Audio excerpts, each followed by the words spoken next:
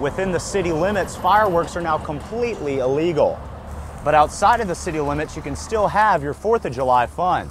According to Northport Mayor Bobby Herndon, the City Council approved a new law saying you can't buy or use fireworks in city limits. He said they gave a lot of consideration to local business. But this is more of a safety issue, and you know, it just the council felt that it needed to be done. Dizzy Dean's fireworks owner Glenn Dodd went to the council to try to lift part of the ban.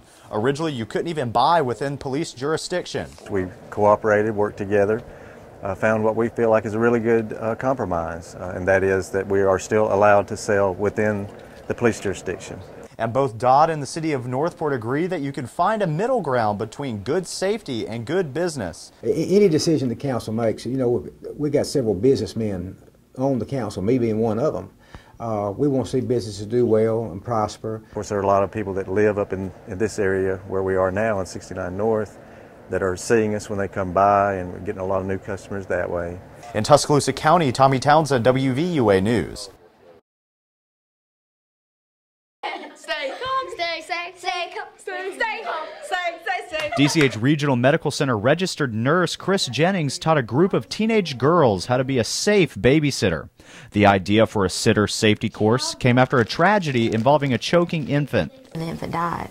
So that doctor, Dr. Keener, came up with the idea that sitters needed to be better prepared, that they needed to be taught how to handle a choking victim and how to do infant CPR. The students learned things like how to properly give chest compressions, how to know when it's appropriate to dial 911, and how to let parents know their kid is safe with them. We're just learning how to talk to the parents and, you know, ways just to feel comfortable with them and know that you're safe. And then ways to, you know, make sure the kids are all right and safe. And we're learning how to, you know, communicate with the parents well, understand what we need to do for the child, you know, to make them feel comfortable, not just us. And Jennings drove home that babysitting is not something to take lightly. I told them when they got here that when they accepted the job of being a safe sitter, that they were actually taking on the responsibility for an infant's life. Now, one of the simplest and easiest things they taught at this class is how to safely pick up and hold a baby. You never want to pick up a child by one of the limbs. That can cause a lot of damage. You never want to hold a baby without the head being supported because the neck muscles aren't strong enough yet. So the safest way to hold one is just like this with the head supported. In Tuscaloosa, Tommy Townsend, WVUA News.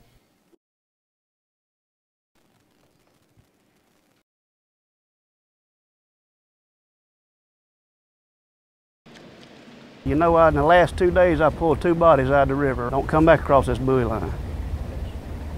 If you do, this is a jailable offense. Strict words from Alabama Marine Police Officer Freddie Ingram. He says he hopes the 2 boaters he pulled over today take his warning. In the last couple of days, it's really hit home just how important it is to stay a safe distance from the dam. Ingram worked both the Moundville and Utah drownings this week. He says both accidents could have been avoided. You might be subjected to drowning because you don't have proper safety equipment. He sent the 2 boaters off with a warning. If the dam had opened up while their boat was past this buoy line, they could have been in real danger. On every stop, I check their safety equipment. I want to check it just to make sure not only do they have the safety equipment, but I want to make sure that it's in good working order. There are things Ingram says everyone needs to have for a day on the river.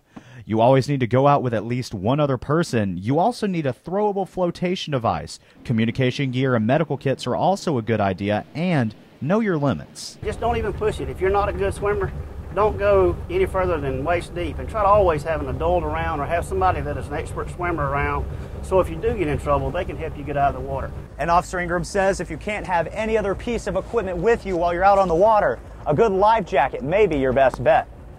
If you have a child on the boat that's under the age of 8 years old, they have to have a life jacket on at all times. While you're towing somebody on an inner tube, they must also wear a life jacket at all times. And Ingram says the dangers of the water can strike anyone at any time. If it can happen during the middle of the week with a large number of boaters out on the river, you know it can really happen out there real easily and real quick. On the Black Warrior River, Tommy Townsend, WVUA News.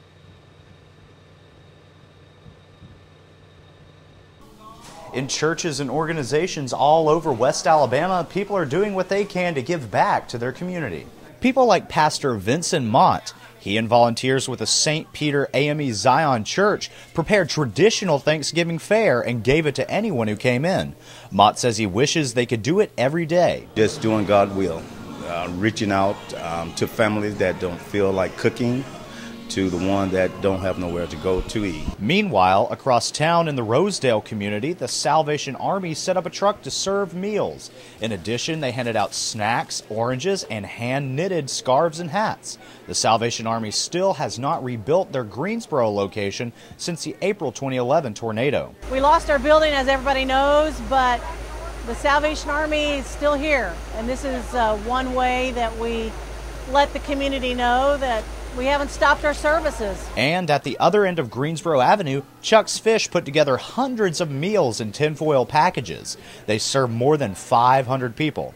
Chuck's owner Chris Eddings hopes that food can get to everyone who needs it. And if you're capable of making a donation, fantastic. But it's either way. You can come in, we don't ask you any questions, we feed you for free, and we enjoy doing it every year. Now, Chuck's Fish doesn't only help out on Thanksgiving. They partner with Five, take the American Lunch for the People van around West Alabama year-round. In Tuscaloosa, Tommy Townsend, WVUA News.